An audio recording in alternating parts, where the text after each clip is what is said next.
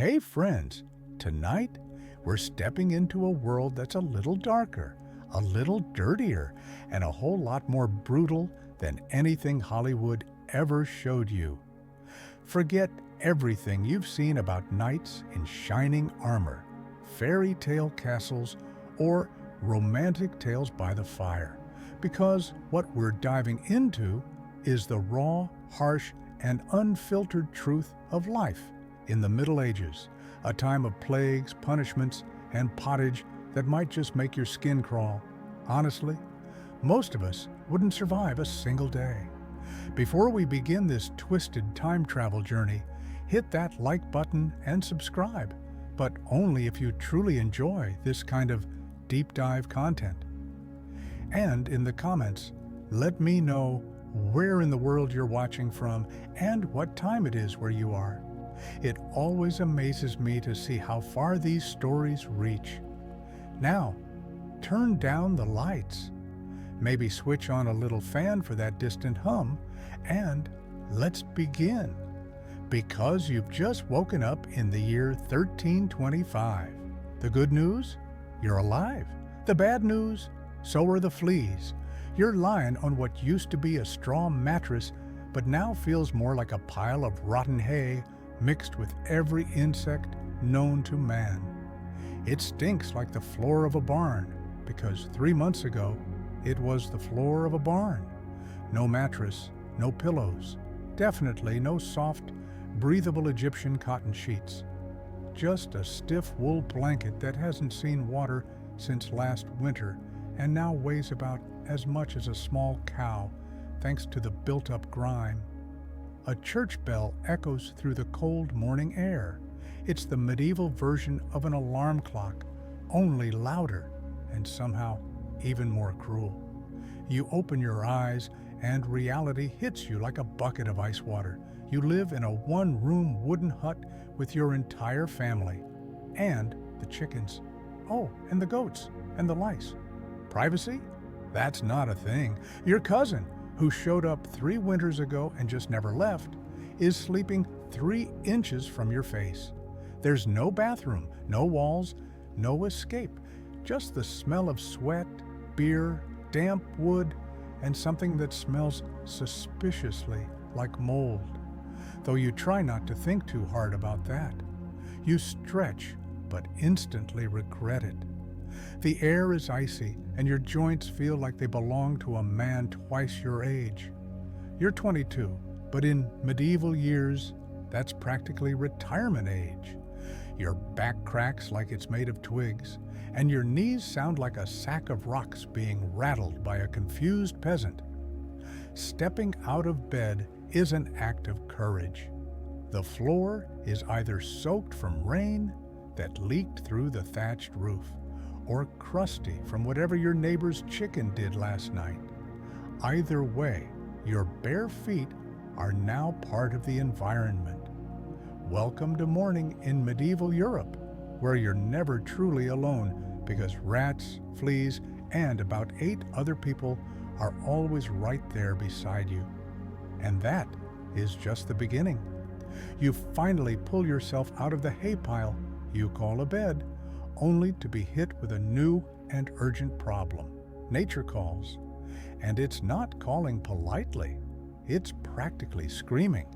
But there's no bathroom, no toilet, not even a sad little corner to crouch in with dignity. If you're a peasant, which you are, your toilet is a wooden bucket out back that already smells like despair. Uncle Wolfstan had a bad turnip last night, and the result is unforgettable. You hold your breath, do what must be done, and then brace yourself. You toss it straight into the street. Yes, the street. That's how it worked. Supposedly, you're meant to shout, "Gardy Lou," which means, "Watch out below." But most people never shouted loud enough. Or maybe others just didn't care. The result? Streets that doubled as open sewers, a slow-moving river of human waste, animal droppings, and unidentifiable slush you'd rather not think about. If you're one of the lucky few living in a town with public latrines, Congratulations. That just means you get to sit elbow to elbow with strangers in a dark wooden box that reeks like medieval hell. There's no privacy. And the air? Think of a stable, on fire, in a swamp. Toilet paper? That dream is centuries away. You use straw, moss, rags, or if you're feeling rich, maybe a worn scrap of wool. Some people didn't even bother, which might explain why handshakes weren't a thing yet. As for castles, surely it's better if you're royalty, right? Well, don't get your hopes up. If you thought using the toilet in the Middle Ages was bad, hold on, it gets worse. You might be lucky enough to live in a castle where instead of a bucket, you've got something called a garderobe, basically a hole in the wall that drops your waist straight down into the moat. Sounds smart, right? Until you realize that your enemies know this. And yes, there are actual stories of attackers climbing up through the waist chute. Imagine that. Someone sneaking in through a river of human filth just to storm your stronghold.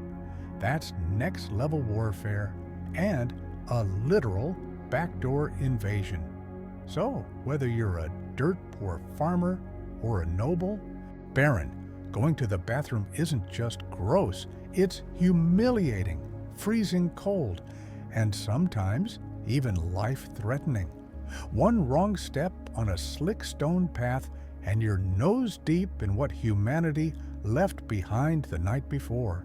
And just when you think things can't get worse, you remember you haven't even brushed your teeth yet. But don't worry, we'll get to that disaster soon enough. You survived the toilet. Congratulations.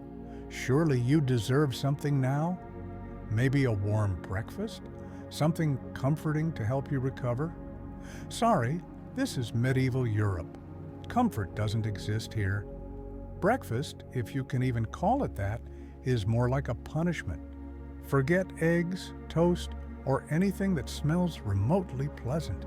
You squat near a smoky fire, holding a wooden bowl filled with a mystery mush called pottage. It looks like it was scraped off the bottom of a boot after a long walk through a swamp. Pottage is the great equalizer of the poor. A thick, pasty stew made from whatever scraps are lying around. Root vegetables, old grains, and the occasional bean if fortune smiles on you. It's been boiling in the same pot for days, maybe weeks, with new ingredients just thrown on top of the old ones. It's less a meal and more an ongoing science experiment. And next to your bowl, a rock-hard chunk of bread. Not your soft supermarket loaf. This is medieval bread made from coarse rye or barley flour, often mixed with sawdust, ground acorns, or whatever filler could be scraped together. You don't bite into it, you negotiate with it. Some people used it as a plate, then ate it when they had no other choice. It's not food, it's survival. Now let's talk drinks. No orange juice, no warm coffee to start the day. You're sipping beer at 6 in the morning. Why? Because the water is filled with parasites and deadly bacteria. Weak ale is your only option. It won't get you drunk, but it might just keep you alive. Even the children drink it. No one enjoys it. They just hope it doesn't kill them faster. Want meat? Keep dreaming. That's for saints' feast days, or if your feudal lord is feeling generous. Most peasants eat meat maybe a few times a year. Cheese is a fantasy. Fresh fruit? Only when it's in season and not already turned into wine. And spices? You'd need to be royalty to afford a pinch of black pepper. It costs more than most peasants make in a month. Salt is so valuable, it's locked up like treasure. So, you sit there, chewing gritty bread, drinking weak beer, and wondering if the rat that lives under your bed licked your pottage while you were asleep. That's breakfast. It doesn't energize you. It just happens to you. Now, it's time to get dressed. Not that it'll help much. Your entire wardrobe consists of one outfit. Just one. A scratchy wool tunic or a thin linen shift that you've been wearing for months, maybe years. Fashion? Forget it.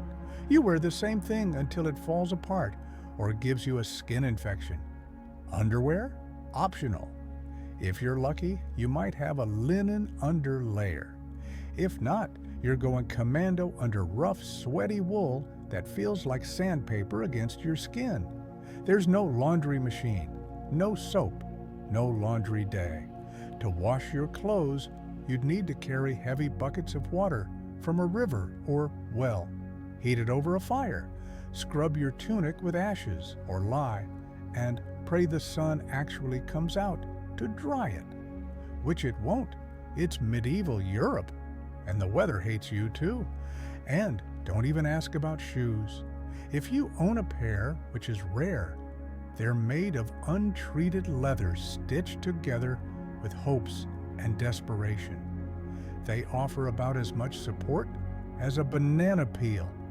Most peasants just go barefoot, through mud, through dung, through jagged rocks and diseased puddles that could eat your skin.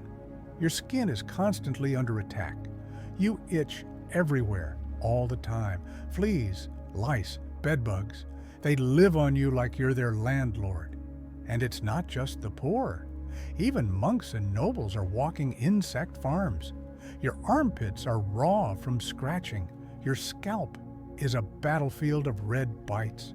And if a rash shows up, well, tough luck. There's no doctor, no ointment, no one to tell you it might be scabies. You just live with it for months, maybe forever. And this is still just morning. Now that you're dressed in misery, itchy, damp, and layered in scratchy wool, it's time to flash that charming morning smile, except you don't. Because in the Middle Ages, smiling is a dangerous game. Not for emotional reasons, for dental ones. There's no toothbrush, no toothpaste, no floss. Mouthwash? Never heard of it. Oral hygiene is about as common as a hot bath, which is to say, almost non-existent. If you're lucky, you might rub your teeth with a twig or rinse your mouth with vinegar or wine. But for most people, their teeth are just left to rot, slowly, painfully, and publicly. By the time you hit your mid-20s, your smile looks like something from a haunted tomb. Your gums are swollen. Cavities are festering. Those dark spots on your teeth? That's not food. That's decay. Your mouth is a battlefield, and you're losing the war. And while sugar hasn't taken over the world yet, it's starting to appear, mostly in the hands of the wealthy. Nobles love to show off their imported sugar by baking tiny cakes that destroy their teeth even faster than a peasant's stale bread.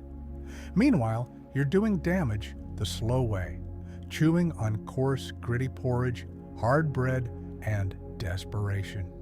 Toothaches? Oh, they're your lifelong companions. They throb in the background like a medieval soundtrack. The pain drives some people to pray, others to drink, and many, they just pull the tooth out themselves. That's not an exaggeration. That's real. Tooth pain? You see the local barber surgeon? Yes, the guy who cuts your hair. He's also the one who'll yank your molar out by candlelight, using a rusty hook and zero anesthesia. If it gets infected, there's no antibiotics, just fever, sepsis, and, potentially, death, all because of a rotten tooth. The kind of thing we fix with a quick trip to the pharmacy today was a death sentence back then. And it's not just the pain, it's the breath. Halitosis is everywhere. No one's judging your date by their smile. They're judging them by their land, their cows, or if they've still got all their limbs. Mouths weren't for kissing, they were for chewing. Poorly. Now that your gums are throbbing and your breath could stop a horse, it's time to head outside, because your real job, the one that will slowly break your back, is just getting started.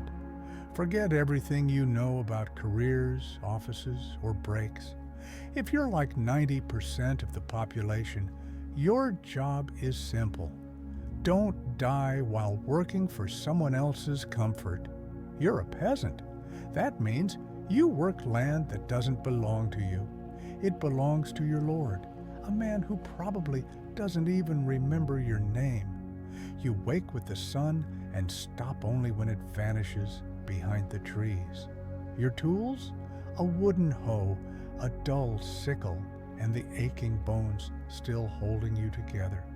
There are no weekends, no lunch breaks, no clock to punch, just the slow grind of sunrise to sunset, 6 days a week. Sundays are rest days, unless you're harvesting, fighting off raiders, or praying desperately for your swollen toe to stop turning black. Then it's back to work. The labor is brutal. Fields are plowed by hand unless you're lucky enough to have an ox. Basically, a walking tractor with horns. You dig ditches, sow seeds, yank weeds, and carry heavy water buckets until your spine starts resembling a broken question mark. And if you're a woman, you don't just do the field work. You also raise children, cook, clean, spin wool, feed animals, and pretend your husband's lice problem hasn't already moved into your hair too. Children, no toys, no cartoons, just a small wooden rake and a lifelong mission to survive. By age 5, they're in the fields, working alongside you. Tiny hands, big blisters. And if you're not a farmer, maybe you're a blacksmith, a tanner, or a cooper, working with fire, animal guts, or boiling chemicals in sheds that feel like ovens. The pay? Barely enough to live. The perks? Occasional burns, frequent infections, and the quiet knowledge that one wrong move could cripple you for life. Break a bone? Too bad. Fever? Drink some warm beer and get back to work. Because if you stop, even for a day, someone else takes your place. And if you don't work, you don't eat. It's that simple. No help, no rest, no safety net. So you grip your shovel, ignore the open sores on your hands, and keep going. Because in medieval Europe, your job isn't a career. It's a slow-motion endurance test. And now that your back is screaming and your knees feel like splintered wood, let's talk about the weather. Because in the Middle Ages, the seasons don't care about your suffering. They're just here to make it worse. Let's talk about the weather, the one punishment from the sky that never takes a break. We'll start with winter. There's no insulation, no central heating, no cozy blankets or warm socks. Your home is a wooden box with gaps so wide you could probably fit a chicken through them. Windows? Covered with cloth, not glass. The fire in the hearth? A nice idea. If only you had the firewood to keep it going. But wood is expensive, and gathering it yourself. Careful. You could actually be executed for picking up sticks from the wrong forest. That's right, death by firewood theft. So you wrap yourself in your one damp, scratchy wool tunic, huddle near the last glowing embers of yesterday's fire, and hope you wake up with all your fingers still attached. Your nose freezes. Your feet are permanently cold, soaked, and aching. Your hands stiffen until they feel like tiny, frozen sausages. Frostbite. That's not diagnosed. It's just called bad luck. Now, fast forward to summer. Surely that's better, right? Wrong. Your tiny wooden hut turns into a clay oven. No fan, no breeze, no deodorant. Just layers of itchy clothing clinging to your sweating body. But you can't strip down because modesty matters, and showing too much skin Invite stares, sunburns, and judgment from neighbors who already think you're possessed by something. The flies are everywhere, drawn to your unwashed skin and the lingering stench of last week's goat stew fermenting quietly in the corner. Mosquitoes hum by your ear while you try to sleep, assuming you can sleep over the sound of babies crying, drunks arguing, and your cousin loudly sleep-talking about turnips. Out in the fields, the sun bakes you alive. There's no sunscreen, no straw hat unless you made one yourself from desperation and broken dreams. And yes, you still have to work. Heat stroke? That's just called taking a bad turn. So whether it's winter and you're shivering in your straw bed, wondering if your toes will make it to spring, or summer and your thighs are chafing into oblivion under the blazing sun, the misery never changes. Your food is still terrible, your clothes still itch, and your job is still waiting. Welcome to medieval climate control. It doesn't exist. Feeling thirsty? Want to splash some water on your face to feel a little human again?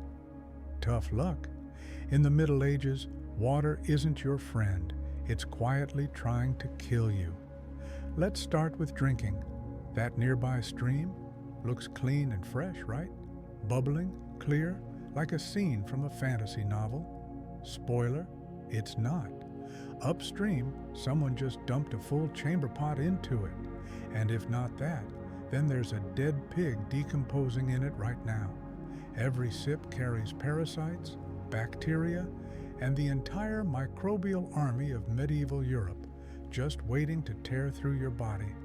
This is why people drank beer. Yes, even children, not to party, but to survive. Small beer was weak in alcohol, but boiling the water during brewing made it safer than whatever flowed through the town's waste-filled ditches. If you were rich, you might sip wine with breakfast, but for most, it was stale ale or die trying. And what about bathing? Surely, people still washed, right? In theory, yes. In practice, almost never. People believed that bathing actually opened your pores and let disease creep in. That's right. Washing yourself was thought to be dangerous. Apparently, you were cleaner if you left the protective layer of filth on your body. A crust of health, if you will. Communal bathhouses did exist for a while, but they quickly became places of gossip, scandal, and the kind of extracurriculars the church really didn't approve of. So they shut many of them down. And even if you wanted to bathe at home, it was a massive ordeal. You'd have to drag water from the well, boil it over a fire, fill a wooden tub that leaks, and then pray no one else used it before, or worse, after you. Rainwater was stored in open barrels where birds poop, insects breed, and moss thrives. So refreshing, right? So whether you're drinking it, washing in it, or praying it saves your dying crops, water in the Middle Ages is a gamble. One wrong gulp, and you're spending your final days clutching your stomach on a straw mattress, sweating in fevered agony, questioning every decision that led to this moment. So next time you sip clean, cold tap water, raise your glass for our ancestors who didn't just thirst for hydration. They played roulette with every single drop. And if it's not the water that gets you, maybe it's the rock you just stubbed your toe on, or the rat bite, or the mystery cough. Either way, you're sick now, and what you need most? A doctor. Too bad, because you live in the Middle Ages, where medicine is just polite torture covered in religious guilt. Let's talk about medicine, or what passed for it in the Middle Ages. It all starts with the diagnosis, and it doesn't matter if you've got a fever, a rash, a broken bone, or the creeping shadow of the Black Death. According to the best minds of the 1300s, the problem is always the same. Your humors are out of balance. That's right. Your body is like a bubbling soup of four mysterious fluids: blood, phlegm, yellow bile, and black bile. Feeling sick? One of them is probably throwing a tantrum. Got a fever? Too much blood? The solution? Bloodletting. They'll drain your life out into a bowl, maybe with a dull blade, or if you're extra lucky, with a hungry leech. And who's doing this delicate procedure? Often, it's your barber. That's right. You go in for a haircut and leave a pint lighter, a clean shave, and a hemorrhage. What a deal. Feeling anxious or sad? That's obviously too much black bile. The cure? Laxatives, or maybe a good purge with some mysterious herbs boiled into sadness tea. If that doesn't work, you'll get some prayers, a cold cloth on your head, and a crowd quietly planning your funeral in the next room. Break a bone? You're in deep trouble. There's no anesthesia unless you count passing out from the pain. Surgery happens with knives that haven't been cleaned since the Crusades. Tools are heated over fire, not to kill germs, but because the doctor thinks it looks more intimidating that way. Antibiotics? They haven't been invented. Germ theory? Doesn't exist. People believe that diseases come from bad air, or that God is punishing you for impure thoughts. Got a stomachache? Must have been that sinful daydream you had about your neighbor's cow. If your condition gets worse, they'll throw in more leeches, maybe some crushed beetles, and, just to be safe, a priest to deliver your last rites. You know, just in case the treatment doesn't work. Spoiler, it rarely does. And if, by some cosmic miracle, you survive, everyone just assumes God felt bad for you. The barber takes credit, the priest says your soul was pure, and the leech gets promoted to senior parasite. In short, medieval medicine isn't about healing. It's about surviving the cure. So, after a day full of back-breaking labor, lice infestations, and light leeching, you finally stumble back to your hovel. Your stomach is growling. You're hoping for one bright moment of joy, a warm meal. Bad news, your food might be trying to kill you. Let's start with the basics. Food preservation barely exists. There's no fridge, no freezer, just salt, smoke, and blind hope that the cold weather keeps things from turning into petri dishes. If you're lucky enough to have meat, it's probably been hanging for days, covered in flies, soaked in questionable brine, and maybe already sampled by a rat. Bread is the cornerstone of the peasant diet, but even bread is dangerous. In bad harvest years, people stretch it by mixing in bark, sawdust, even clay. That's not a recipe. That's edible desperation. And if it's rye season, watch out for ergot, a toxic fungus that causes convulsions, hallucinations, and sometimes death. Imagine eating a loaf of bread that hits like LSD and tetanus at the same time. Vegetables, only in season. And what's always in season? Turnips, boiled turnips, mashed turnips. Turnips floating in that swampy stew we talked about earlier. Pottage, the gray slop that's been reheated so many times it might remember your ancestors. Fruit shows up in the fall, but it rots fast. Sugar? Forget it. It's a luxury hoarded by the rich, used in tiny cakes to display their blackened teeth and flex their wealth. Dairy? A gamble. Milk spoils in hours. Cheese and butter last longer, but are teeming with bacteria. People eat it anyway because the only other option is gnawing on your boot. And spices? Worth more than gold. If you're a peasant, your idea of seasoning is onions. If you're lucky, maybe some salt, if the pantry gods are kind. Most meals taste like wet burlap, with a sprinkle of hopelessness. But food isn't just a health risk, it's a political landmine. All game animals belong to the Lord. Get caught hunting a rabbit for dinner? You could be fined, imprisoned, or even executed.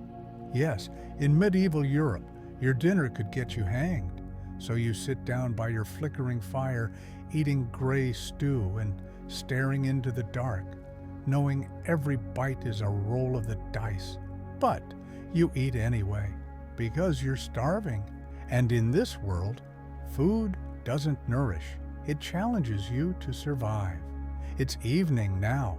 You've labored, you've suffered, you've eaten stew that might have bark in it. You'd think the day is over, right? Wrong. Because now it's time for God to check in. And not just God, the priest, your neighbor Agnes, who never minds her own business. And the entire village. Religion in the Middle Ages isn't part of life. It is life.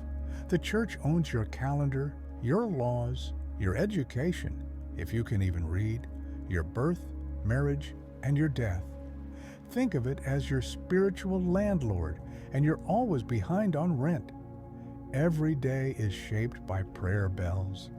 The church bell rings in the morning, at noon, and again at night. Not because God is sending a memo, but because in medieval Europe, He's always watching. People in the Middle Ages didn't need smartphone reminders to pray, because missing a prayer was a sin. Forget to bow at the right time? Sin. Eat meat on a Friday? Sin. Have a dream where your eyes wandered to your neighbor's wife? Double sin. And hell? Oh, it wasn't just a concept. It was vivid, graphic, and terrifying. Priests described it in such brutal detail, you could almost smell the sulfur. Rivers of fire, lakes of boiling blood, demons stabbing sinners with pitchforks as they screamed for eternity. If the plague didn't scare you, eternal damnation definitely would. Reading the Bible to find out for yourself? Good luck. It's written in Latin, a language only spoken by monks, the clergy, and that one noble kid who's never touched dirt in his life. So you don't get to interpret God's word. The church does it for you. If the priest says your crops failed because you didn't pray hard enough, well, you better hit your knees and start begging harder. And you know that tenth of everything you own, that's called a tithe, and it's not optional. Got wheat? Give some. Have chickens? Say goodbye to their eggs. Own nothing? Then you're not just poor, you're spiritually bankrupt too. Even holidays weren't really for joy. They were holy days, which meant Mass, fasting, and confessing every stray thought you've had in the past month. Having fun? Careful. Joy is suspicious. Smiling too much? That's just one slippery step away from heresy. And speaking of heresy, questioning the church wasn't brave. It was dangerous. Heretics were burned, witches drowned, blasphemers flogged in public. Doubt too loudly, and suddenly you're being re-educated by fire and rope. So you chant the prayers, you kneel, you cross yourself, and you hope, just hope, that after a life spent crawling through dirt and disease, maybe, just maybe, you'll be allowed to rest in paradise, assuming the priest likes you. Because in the Middle Ages, God might be merciful, but the church, not so much. Now, if you think being a medieval peasant is brutal, try doing it as a woman. You get all the filth, famine, and fear, plus childbirth, obedience, and total invisibility. Being a woman in the Middle Ages is like playing life on hard mode, but with no health potions and no reset button. From the moment you're born, your future is pretty much locked in. Marry young, have babies, serve your husband, die tired. Education, only if you're noble, and even then, maybe just enough to read prayers and sew. Most girls are taught just what they need to serve, and that's where their story ends. Marriage happens early, really early. Being betrothed at 12 is normal. Pregnant by 14, also normal. It's not about love. It's about land, livestock, and family deals. Your opinion? Not required. Once married, you're essentially your husband's property. Your job is to produce heirs, run the household, feed everyone, obey orders, and definitely don't complain. Because if you do, you're labeled a nag, or worse, a witch. That label isn't just insulting, it's lethal. It comes with a free trip to a river or a bonfire. Drown or burn, depending on the local mood. Childbirth is a death lottery. There's no prenatal care, no sterile tools, no pain relief, just midwives doing their best and everyone hoping for the best. If something goes wrong, and it often does, either the mother, the baby, or both might not survive. And if you do survive, congratulations. Now you get to raise a screaming infant in a lice-infested hut while still cooking, cleaning, and helping in the fields. There's no maternity leave. You are the break. Unmarried, suspicious, widowed, vulnerable, outspoken, dangerous. Women who didn't conform were often accused of witchcraft, especially if they had herbal knowledge, were too smart, or simply looked at the wrong person on a rainy Tuesday. Even in the church, your role is limited. Nuns lived under strict silence, harsh discipline, and spiritual inferiority. Always beneath the men, always secondary, always silent. In short, if you're a woman in the Middle Ages, you're expected to endure, obey, reproduce, and suffer quietly. Smile through the agony, because even in a world where everyone suffers, women were expected to suffer beautifully. And just when you think this exhausting day might finally end, think again, because here comes violence, loud, bloody, and fully accepted. The Middle Ages were not peaceful. Law and order, that was just hoping your local lord wasn't in a bad mood. Violence was everywhere, in homes, in the streets, in churches, even at the communal bread oven if someone took too long. Crime was common. Punishment was brutal. Justice, more of a public show than real protection. Steal a loaf of bread? You might lose a hand. Accused of lying, they could pierce your tongue. Gossip too much, you'd get the scold's bridle, a metal mask strapped over your face with a bar shoved in your mouth to correct your words. And if you think that's the worst of it, just wait till we talk about war, plague, and the very real possibility of dying in your sleep from a flea bite. So you're accused of something serious: heresy, theft, witchcraft. What do you do to prove your innocence? Easy. You get tortured. Welcome to trial by ordeal. The Middle Ages' favorite way to pretend justice was being served. One method: stick your hand into boiling water to pull out a stone. If your hand heals without infection in 3 days, congratulations, you're innocent. If not, well, you were obviously guilty all along. Another test: they tie your hands and throw you into a river. If you sink, you're innocent. If you float, you're guilty. And either way, your odds of surviving aren't great.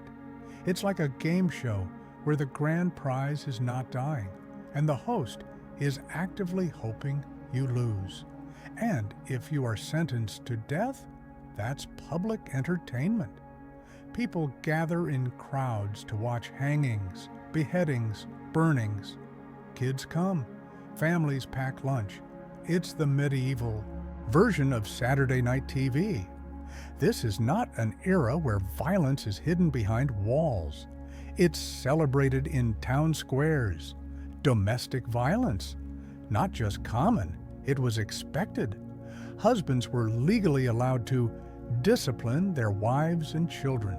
Street fights broke out over bread, spilled ale, or eye contact with the wrong horse. And war? Constant. Whether it was feuding nobles, a church crusade, or just a bored king with too many swords, someone was always marching off to die in the name of honor, faith, or pure boredom. Violence wasn't a breakdown of society. Violence was society. Everyone lived with the quiet understanding that life was fragile, justice was random, and your neighbor might bludgeon you over a pig and still be home in time for dinner.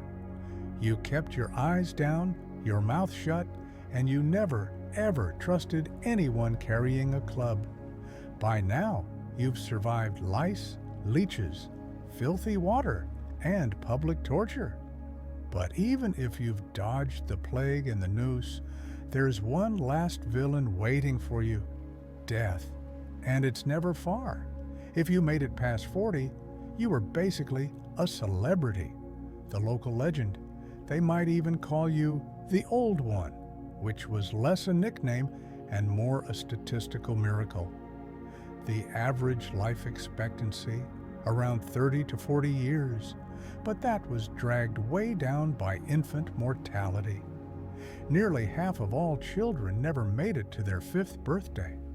A bad winter, a single cough, or an infected scratch could end it all.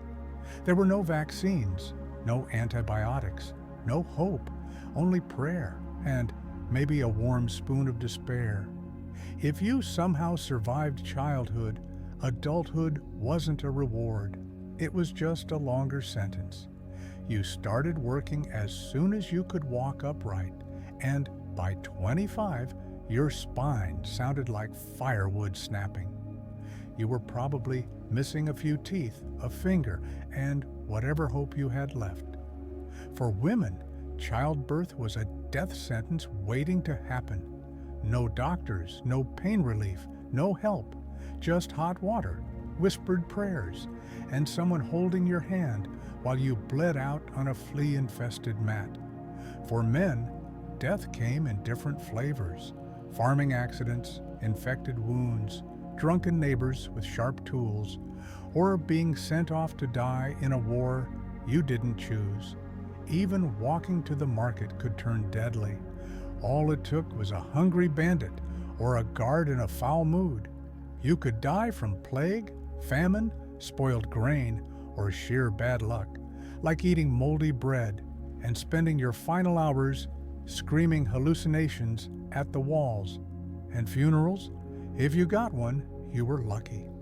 Most bodies were buried quickly in shallow graves without ceremony, just a prayer and a mound of dirt, assuming the churchyard wasn't already full. This was medieval life, brutal, short, and always one step from disaster. You didn't retire. You just stopped showing up. Your reward? A nameless grave and forgotten breath. So, how's your day been? You woke up in filth, relieved yourself into a bucket, brushed your teeth with a twig or a prayer, nearly fainted from hunger, worked until your back begged for mercy, scratched your way through itchy wool, avoided being executed for owning the wrong squirrel. And all of this was just Tuesday. Still dreaming of becoming a knight? Think again. That romantic vision of the Middle Ages, noble knights, fair maidens in castles, candlelit feasts and heroic sword fights, is a fantasy, a beautiful myth polished by fairy tales and movies. In reality, the medieval world was grimy, unfair, and unforgiving. If you were born poor, you stayed poor. If you were born rich, congratulations. You got to die in a slightly nicer robe. Even nobles weren't safe from misery. Their castles were cold, smoke-choked stone prisons filled with disease, backstabbing politics, and loveless marriages arranged over wine and paranoia. Sure, they had fur cloaks, but they also had lice, bad soup, and a priest reminding them that sin was waiting at every door. So the next time you romanticize the Middle Ages, remember this: you wouldn't last a day. You might have had a goblet of wine, sure, but you also had a 50% chance of dying from an infected splinter a rogue sword swing, or simply sneezing at the wrong time. So much for the so-called simpler times. They weren't simple, they were relentless. Everything took longer, everything hurt more, and everything, from childbirth to chewing stale bread, came with consequences. Life in the Middle Ages wasn't lived, it was survived. No one dreamed of vacations or retirement. You were born, worked until your bones gave out, and died, often within 10 miles of where your story began. And if by some miracle you found a moment to dream, to imagine something better, the harsh truth was there was nowhere for that dream to go. There was no way up, no freedom of choice, no modern medicine, and certainly no Google to ask, "What is this weird rash?" But here's the wildest, most hauntingly beautiful part. They still laughed. They sang songs, told stories, danced barefoot in muddy fields, and fell in love under crumbling thatched roofs. Not because life was easy, but because humans are stubborn like that. In the darkest of chapters, they still carved out little corners of light. So tonight, when you slip into your warm bed, brush your teeth with fluoride, flush your toilet, or sip clean water from a tap. Pause, just for a second, and say thank you to the modern world and to your ancestors who fought rats, hunger, disease, and despair. So you wouldn't have to. But now, we shift from the mud-caked alleys of medieval Europe to the icy palaces of Imperial Russia, where another kind of battle was unfolding, not for survival, but for power. Before she became Catherine the Great, Empress of all Russia and the most powerful woman in the world, she was just Sophie. Born Sophie Friederike Augusta von Anhalt-Zerbst in 1729, she was the daughter of a minor German noble. Nothing impressive, barely a whisper on the European stage. But Sophie, she had what no title could buy. A razor-sharp mind, an iron will beneath her polite smile, and a quiet hunger for something most women of her time were never allowed to want: greatness. Her childhood, cold. Her mother, Johanna, was distant and ambitious, a woman more interested in social climbing than bedtime stories. Her father, a strict Prussian officer, was even more emotionally absent. So Sophie learned early to watch and wait, to study a room before she ever dared to speak in it. By the time she was a teenager, she could speak multiple languages, charm an ambassador, and navigate the tricky etiquette of a court dinner, all while never forgetting who had power and who was merely pretending to. These weren't talents. They were survival instincts. Then Russia came calling. Empress Elizabeth of Russia was searching for a bride for her nephew, the awkward and emotionally unstable Grand Duke Peter. She wanted someone pliable, foreign, grateful. Sophie fit the profile perfectly. At just 14 years old, Sophie arrived in the frozen capital of St. Petersburg, draped in thin German fabrics and forced smiles. Her mother nudged her forward like a chess piece. But Sophie wasn't playing checkers. She had her own game. To be accepted in Russia, she had to change everything: her clothes, her culture, her religion. She converted to Orthodox Christianity, took on a new name, Ekaterina Alexeyevna, or as history would later know her, Catherine. The ceremony was public, symbolic, and irreversible. This wasn't just a change of religion, it was a burning of bridges, a surrender of her past, and a declaration that she was never going back. She walked into that church a teenage girl, but she walked out a player on the imperial stage. No one watching that silent young woman in her fur-trimmed coat that day could have imagined what would come next, revolution, betrayal, passion, war, enlightenment, empire. Because the moment Sophie stepped foot into the icy world of the Russian court, she wasn't just a pawn. She was already planning to become queen. Peter, heir to the Russian throne, was no Prince Charming, not even close. Awkward, insecure, and obsessed with toy soldiers.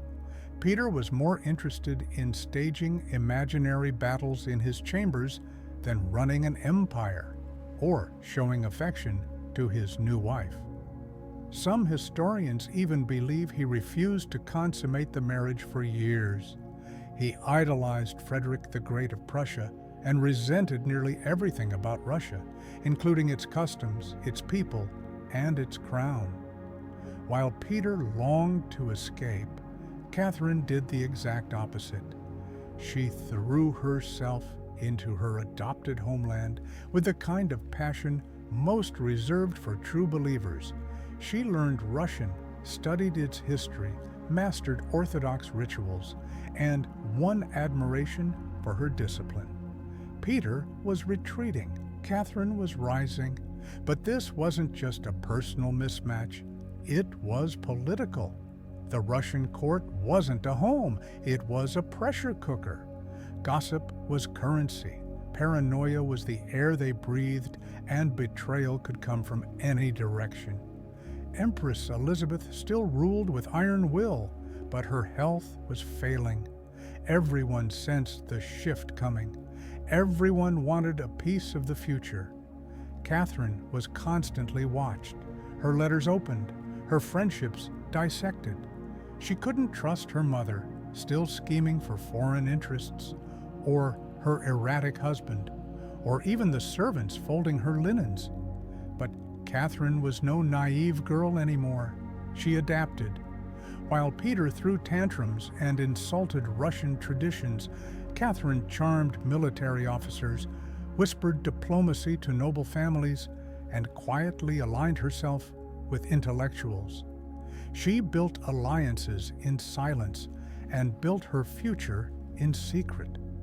Behind locked doors, she devoured the works of Voltaire, Montesquieu, and the Enlightenment thinkers who dared imagine a better world.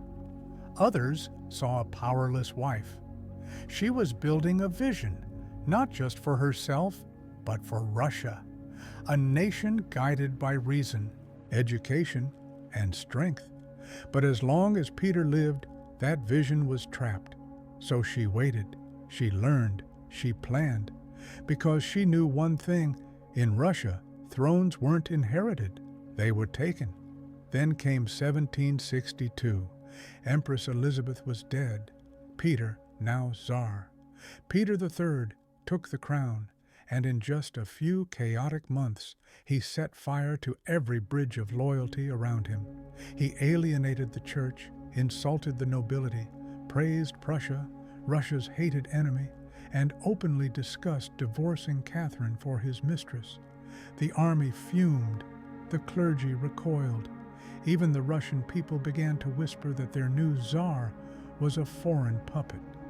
Catherine, poised like a blade in the dark, struck. That July, while Peter was away at his summer palace, Catherine launched a bloodless coup. Supported by her lover, Grigory Orlov, his powerful brothers, and the Imperial Guard, she rode through the streets of St. Petersburg in full regalia.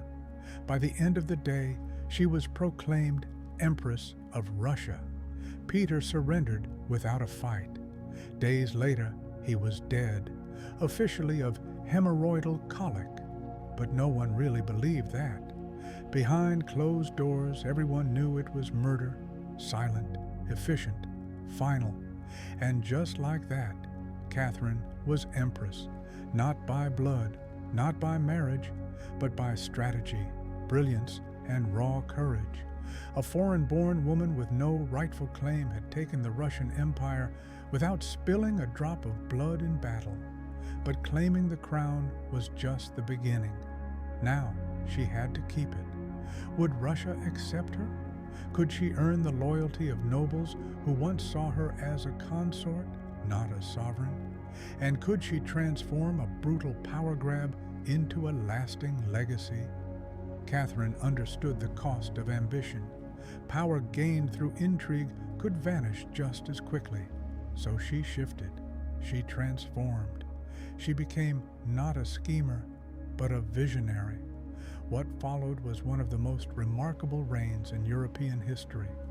Catherine the Great didn't just admire Enlightenment thinkers, she idolized them. Voltaire, Diderot, the bold revolutionaries of reason and progress. They weren't just authors on her shelves. They were correspondents, confidants, and co-conspirators in her mission to remake an empire. For over 15 years, she exchanged letters with Voltaire, charming him with wit and intellect while slyly defending her autocratic rule. She even invited Diderot to her court, and when he struggled financially, she bought his entire library, not for prestige, but to protect his voice. Behind the golden walls of her palace, Catherine wasn't sipping tea and twirling parasols. She was reading legal texts, debating reforms, and rewriting the rules of a civilization. In 1767, she launched one of her boldest projects, the Legislative Commission, aimed at overhauling the entire Russian legal code. Her manifesto, the Nakaz, or instruction, was a bombshell dressed as a policy document. It called for equality before the law, condemned torture, and suggested that rulers should actually serve the people. For 18th century Russia, this wasn't reform. It was revolution in disguise. But dreams of progress clashed hard with the icy reality of feudal Russia. Nobles owned serfs like livestock and liked it that way. Change too fast, and the entire system might fracture. Catherine knew it, so she moved with precision. Torture was reduced, education expanded, libraries built, but the grip on the peasants tightened. She strengthened noble control over the serfs to keep their loyalty intact. This was Catherine's dance, a velvet glove over an iron fist. In public, she was the enlightened empress. In private, a political tactician walking a razor's edge. She didn't want Russia to become Europe. She wanted Russia to become modern on her terms. But modernizing from within wasn't enough. Catherine didn't just want to reform the empire, she wanted to expand it. Where Peter the Great had opened a window to the west, Catherine smashed through the walls. Under her leadership, Russia's borders exploded. She fought wars not just to defend her crown, but to redraw the map of Europe.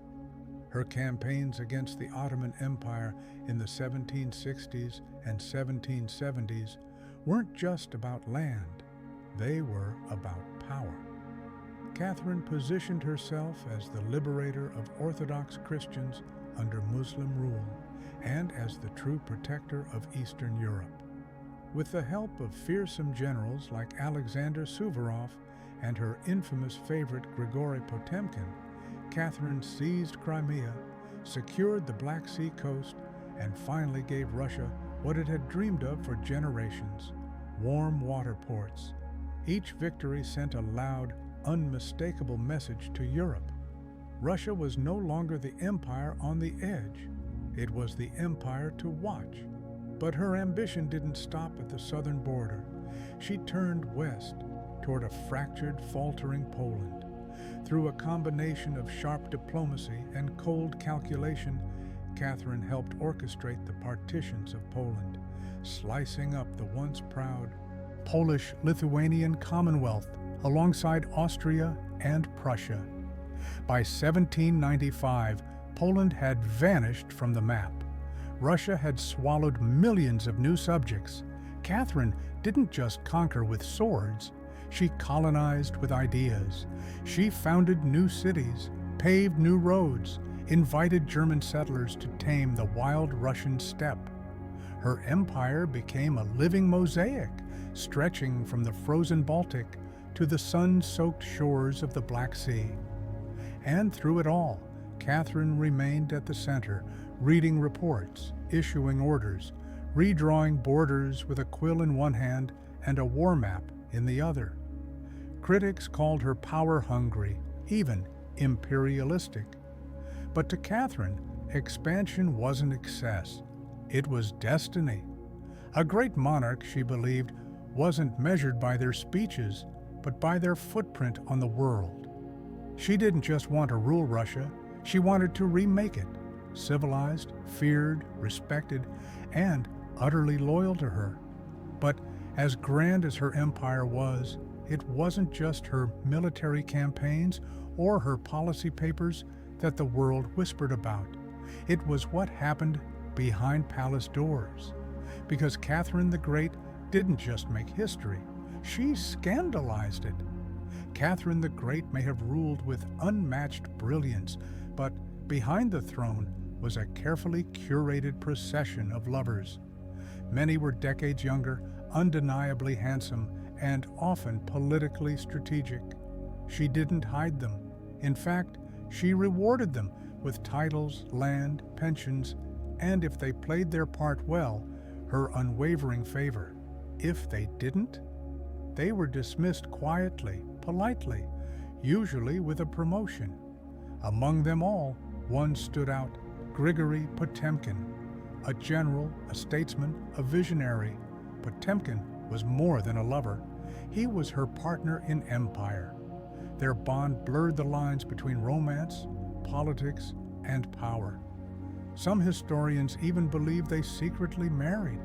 Together, they orchestrated military campaigns, reimagined Russia's southern frontier, and designed grand cities like Sevastopol and Odessa. Potemkin wasn't her shadow. He was her co-ruler. But Europe wasn't interested in partnerships or progress. They were obsessed with scandal. Satirical pamphlets, whispers at royal courts, and vicious gossip turned Catherine's love life into a weapon. And after her death, it only got worse. The most grotesque of all, the infamous horse rumor, a total fabrication, spread by political enemies to tarnish her name. But why such obsession? Because Catherine was a woman who wielded power without apology. In a world that demanded women be either saintly virgins or tragic widows, Catherine broke the script. She ruled, she loved, she led armies and penned political treatises, and did it all on her terms, and that terrified people. Ironically, the woman branded immoral by her enemies was deeply philosophical about love and sexuality. To Catherine, pleasure was natural. Passion was not a flaw. It was a facet of human experience, one that could exist without threatening public duty. Her relationships were often strategic. Her lovers, loyal, capable, and politically useful. And when they outlived their utility, she let them go, gracefully, generously, and without scandal. Her personal life wasn't a distraction, it was part of her strategy. But even an empress of her caliber couldn't charm away all dangers. In 1773, a storm rose, not from foreign lands, but from within. A bearded Cossack named Yemelyan Pugachev appeared, and with him the greatest internal threat Catherine would ever face. Pugachev wasn't just a rebel. He claimed to be Peter III, Catherine's long-dead husband, back from the grave to reclaim his throne from the German usurper. Absurd, completely. But to Russia's exhausted serfs and downtrodden peasants, it didn't need to be true. It just needed to offer hope. Pugachev promised an end to serfdom, land for the people, lower taxes, and revenge on the nobility. His message? Revolution, and it spread like wildfire across the Volga River region, carried by desperation and fury. Entire towns fell, fortresses surrendered, nobles were butchered. For a chilling moment, it looked like the empire might crack wide open. Catherine was shaken, but she did not panic. This wasn't a border skirmish she could resolve with diplomacy. This was Russia itself threatening to rise against her. So she acted swiftly, mercilessly. The imperial army was mobilized. Pugachev's ragtag rebellion was crushed by professional soldiers. In 1774, he was captured, paraded through Moscow in an iron cage, and finally beheaded, a brutal, bloody warning to any who might dream of rebellion. But the rebellion left more than bodies in its wake. It left a lesson, one Catherine would never forget. The empress, who once quoted Voltaire on justice and equality, quietly abandoned her dream of freeing the serfs. Reform slowed. Surveillance increased. Nobles, once her adversaries, were now her strongest allies. In exchange for loyalty, she gave them absolute control over their peasants. The Enlightenment flame still burned, but now behind glass. The Catherine who once spoke of rights and reason had learned a hard truth. Ideas can inspire a nation, but fear controls it. Pugachev lost his head, but his ghost lingered, a reminder that power, when built on inequality, can only last until the ground beneath it starts to burn, because she was undeniable. Catherine the Great ruled for over 3 decades, longer than any female monarch in Russian history. From the moment she took the crown, not by birthright, but by boldness and brilliance, she shattered expectations, reshaped an empire, and redefined what both a woman and a monarch could be. Under her reign, Russia didn't just grow, it exploded outward. Over 200,000 square miles of territory were added. Crimea, vast stretches of Poland, the prized Black Sea coast. These weren't just military wins. They were strategic masterstrokes, giving Russia warm water ports, trade routes, and influence over the very balance of power in Europe. But Catherine's legacy wasn't written only in blood and borders. She turned Russia from a cultural backwater into a European force of elegance and intellect. She founded the Hermitage Museum, curated one of Europe's greatest art collections, and corresponded with Enlightenment giants like Voltaire and Diderot. Her court became a center of art, science, and sophistication, a place where opera echoed off marble walls and debate flowed as freely as champagne. She modernized education, opened schools for girls, and brought smallpox inoculation to Russia, bravely taking the vaccine herself in an era when many feared it would kill them. It didn't. It saved lives. And yet, her reign was a study in contradictions. While she quoted philosophers on liberty and equality, she never freed the serfs. In fact, serfdom deepened during her rule. Her reforms, brilliant as they were, remained top-down, cosmetic in places, never quite touching the foundations of a feudal society. Enlightenment, yes, but only as far as it didn't threaten her throne. Still, Catherine ruled with remarkable stability and unmatched ambition. She understood that power wasn't gifted. It was built, guarded, and fiercely defended. She ruled not by divine right, but by calculated mastery of politics, image, and will. She was called many things: a tyrant, a seductress, a genius, a usurper, but above all, she was effective.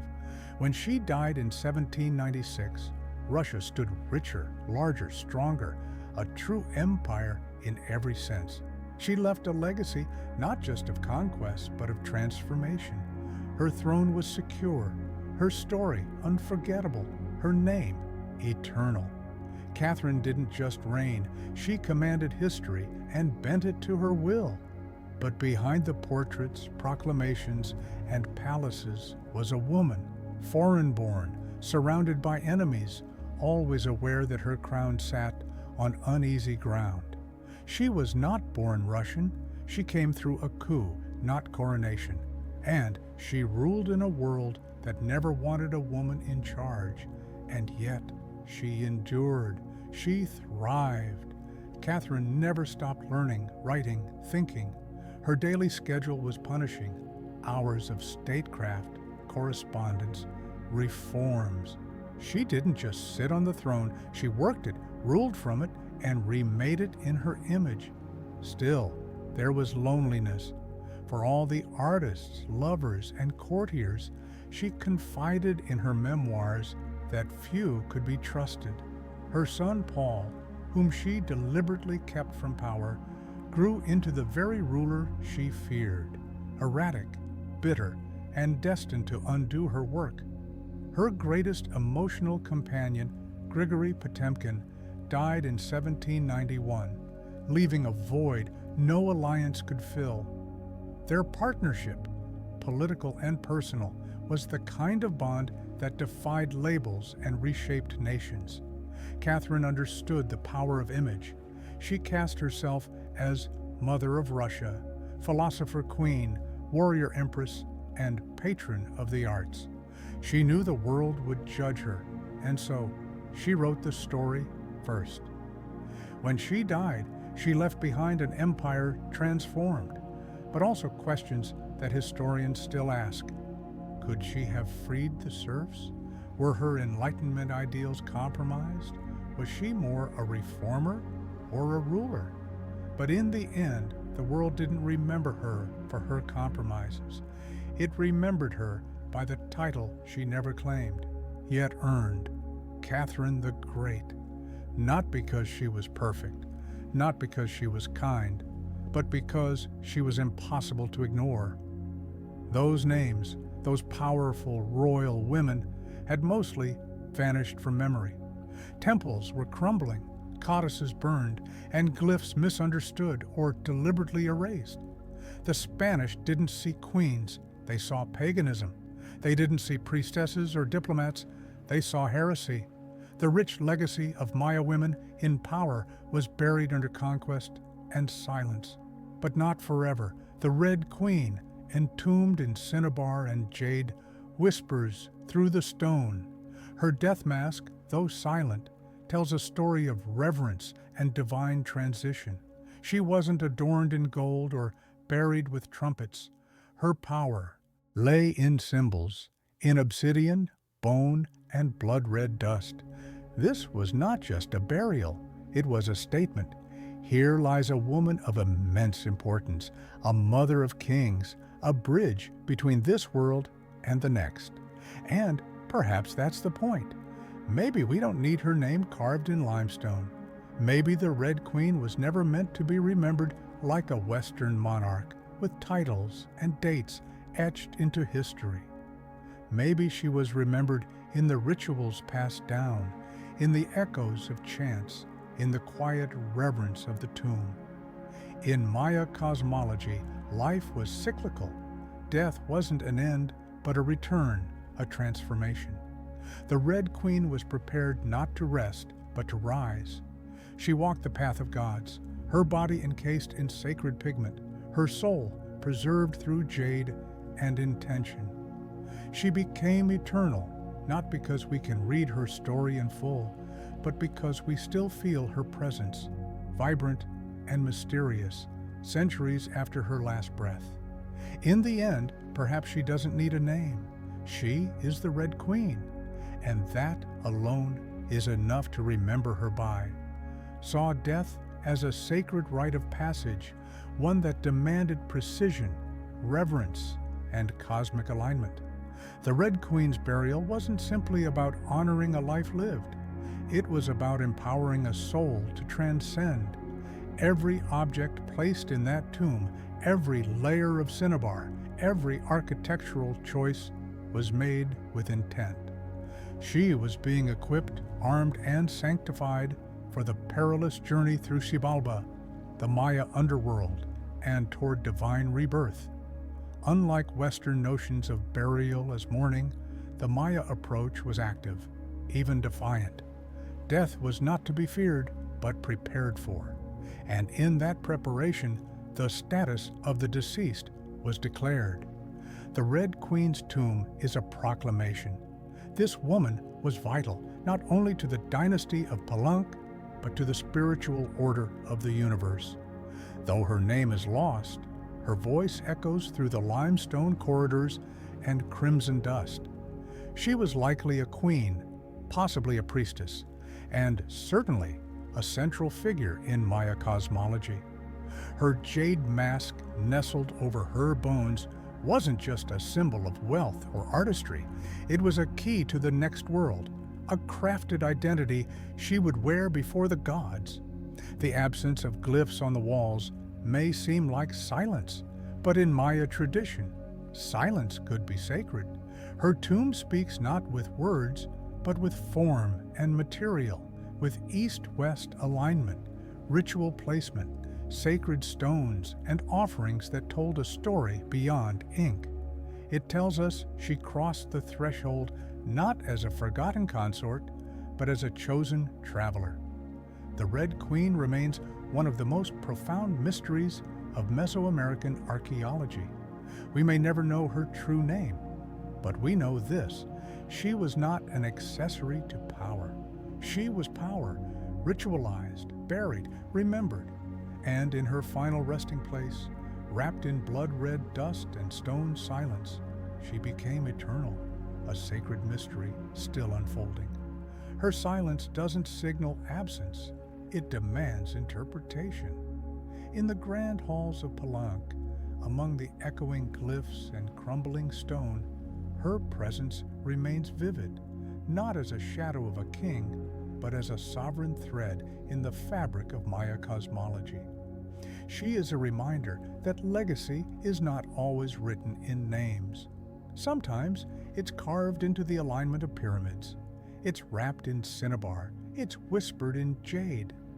The Red Queen's story endures not because it was fully told, but because it refuses to disappear. And in that refusal, in her tomb, her mask, her stillness, she commands attention. She forces us to confront our historical blind spots and to ask better questions. Who are we forgetting? Who shaped the past but was never carved into its monuments? Whose voice still hums beneath the dust of time, waiting to be heard? The Red Queen is not just an archaeological find. She is a challenge, a legend unearthed, a testament to the unseen women who ruled, prayed, bled, and built beside the kings whose names have survived. Through her, we remember that power is not always loud. Sometimes it rests in crimson silence, patient, eternal, and ready to rise. Therapy soon became a form of revolution. Her canvases weren't polite landscapes or gentle portraits. They were raw, fearless confrontations with the self. She painted what hurt. She painted what others wouldn't dare to name: pain, identity, longing, rage, motherhood, miscarriage, betrayal, disability.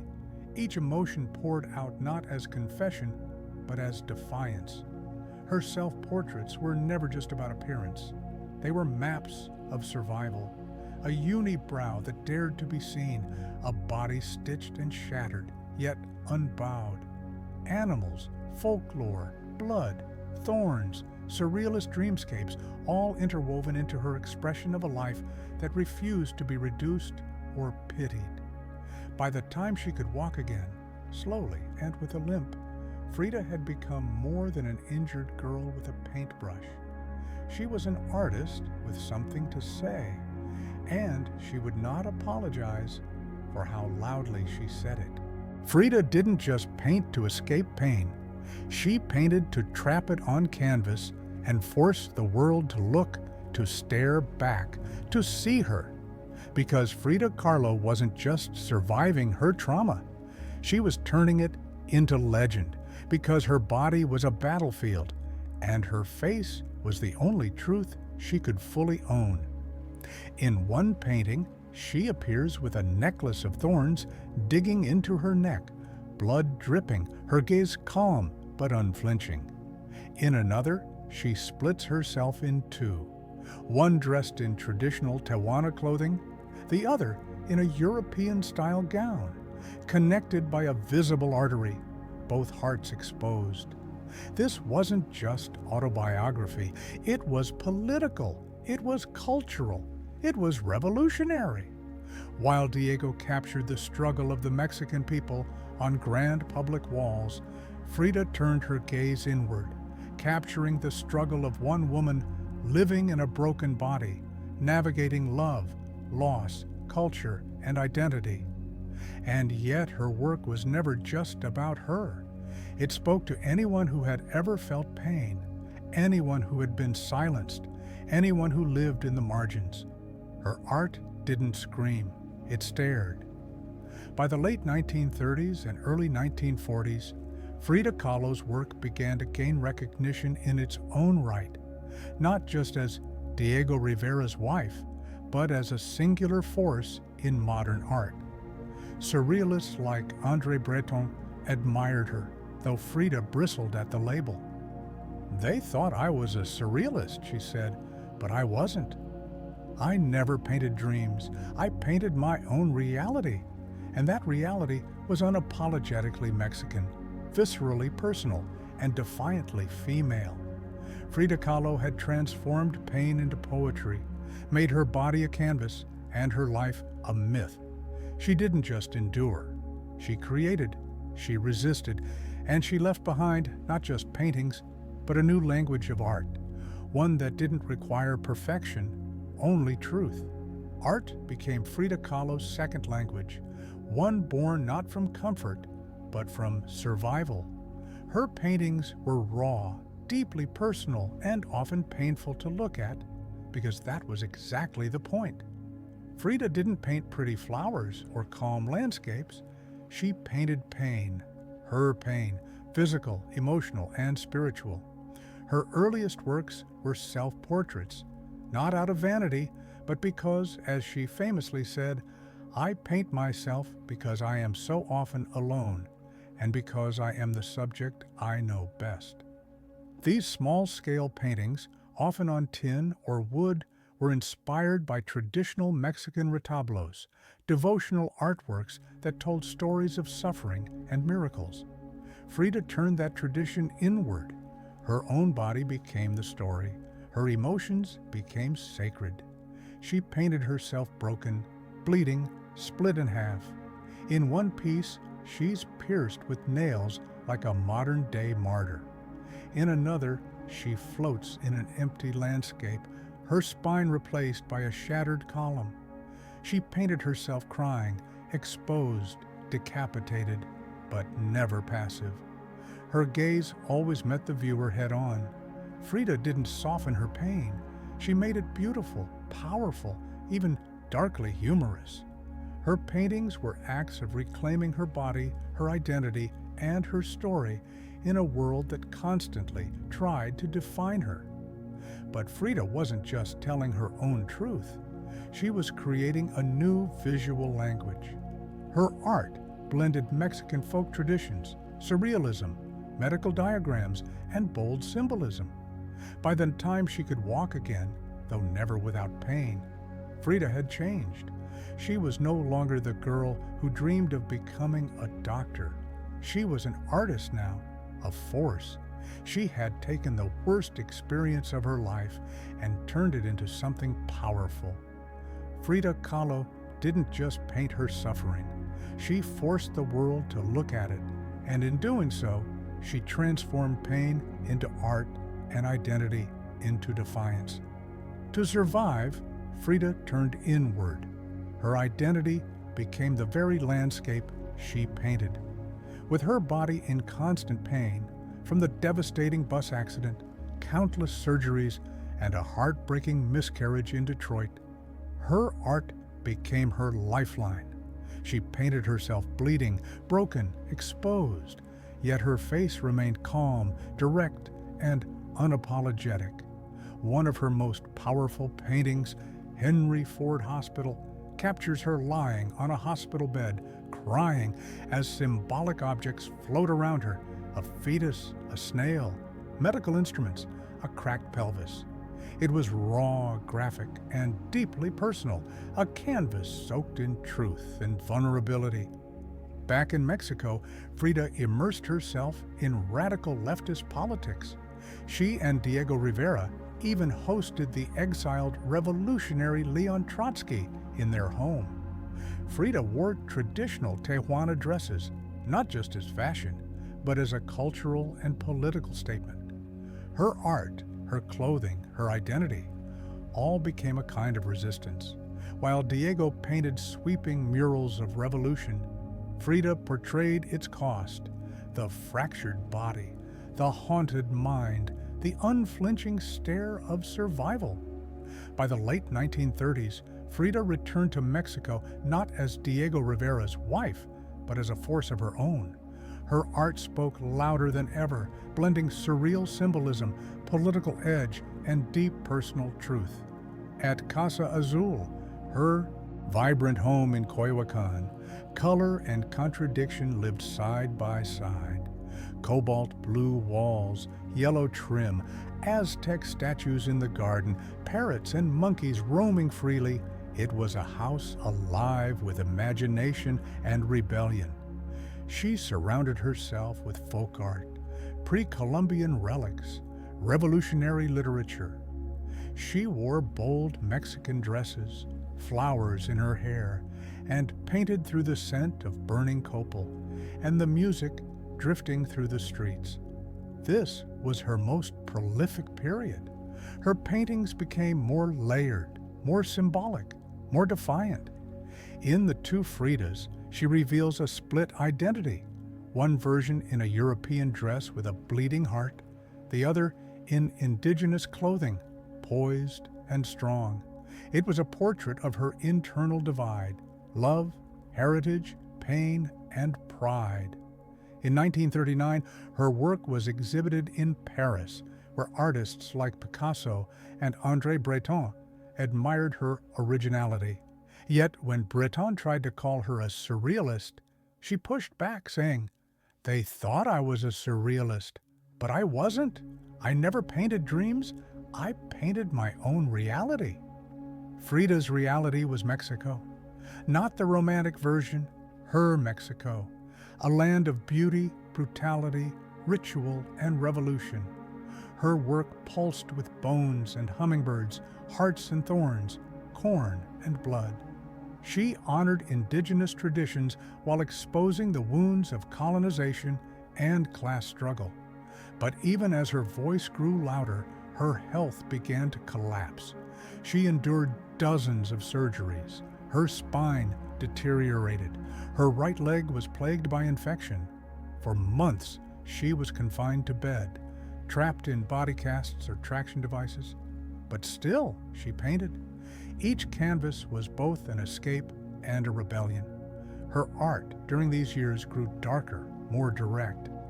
In The Broken Column, she paints herself split open, her torso held by a cracked stone pillar, nails piercing her flesh. Yet her face is calm, her gaze unshaken. Pain had become more than a subject. It was her muse, her opponent, her shadow. Even as her body gave out, her political fire blazed stronger. She rejoined the Communist Party, marched in protests, and wrote letters condemning injustice. When she could no longer walk, she showed up in a wheelchair. Frida Kahlo arrived at her first solo exhibition in Mexico not by walking in through the door, but by being carried in on a stretcher. It was 1953. Her health was so fragile that doctors warned her not to attend. But Frida was never one to follow rules. She showed up in an ambulance, her hospital bed placed right in the center of the gallery. Dressed in vibrant traditional clothing, surrounded by her paintings, she welcomed guests with tequila, laughter, and that fire that had never left her eyes. Her final works were at once childlike and deeply haunting. In Marxism Will Give Health to the Sick, she painted herself in a steel corset, held gently by the hands of Karl Marx, while symbols of oppression fell away. Her last known painting was a simple still life of sliced watermelons. On one slice, she had written the words, "Viva la vida," long live life. Even facing death, Frida remained defiant, joyful, and deeply political. Her last paintings were more than art. They were declarations of survival. On July 13, 1954, at just 47 years old, Frida Kahlo died in the very house where she had been born, La Casa Azul in Coyoacán. The official cause was a pulmonary embolism, but those closest to her believed it was more than that. Frida was tired of the pain, the endless surgeries, and the unrelenting battle with her own body. Just days before her death, she had insisted on attending a protest against the US-backed coup in Guatemala, weak in a wheelchair, but still raising her fist in defiance. Her final diary entry read, "I hope the exit is joyful, and I hope never to return." Frida's funeral was held at the Palacio de Bellas Artes, Mexico's most prestigious cultural venue. Her casket was draped in the red flag of the Communist Party. Artists, family, friends, and revolutionaries all came to say goodbye.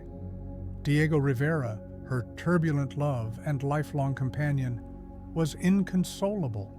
He called her the greatest love of my life, even though he had broken her heart countless times. But in the years that followed her death, something unexpected happened. Frida Kahlo refused to fade. At first, her name was spoken in small art circles. Her paintings were difficult to categorize, too political for the surrealists, too surreal for the political. But her voice only grew louder. By the 1970s and 80s, as feminist scholars and activists began reclaiming the voices history had buried, Frida's story reemerged, not as a footnote, but as a roar. She became more than an artist. She became a symbol of pain, transformed into beauty, of feminine strength born through resistance, of unapologetic Mexican identity, of queerness, disability, revolution, and truth. Her image, unibrow, flower-crowned, unwavering stare, became iconic. Her house became a museum, her diary a sacred text, and her paintings now hang in the world's greatest museums. In life, Frida lived in Diego's shadow. In death, she stepped into the light. Frida Kahlo didn't just leave behind paintings. She left behind a mirror that dares us to look, not with shame or pity, but with pride, passion, and fire. Today, her face is everywhere, on murals, t-shirts, posters, dolls, memes. But what makes her legacy powerful isn't just her image, it's the truth that lives behind it. Frida didn't chase perfection. She embraced reality, raw, beautiful, messy, angry, joyful, complicated, real. She turned what made her different into her power, her disability, her queerness, her politics, her culture, and created art that transcends borders, language, and time. To queer communities, she's an icon who lived boldly and loved freely. To women, she's a reminder that power doesn't ask for permission.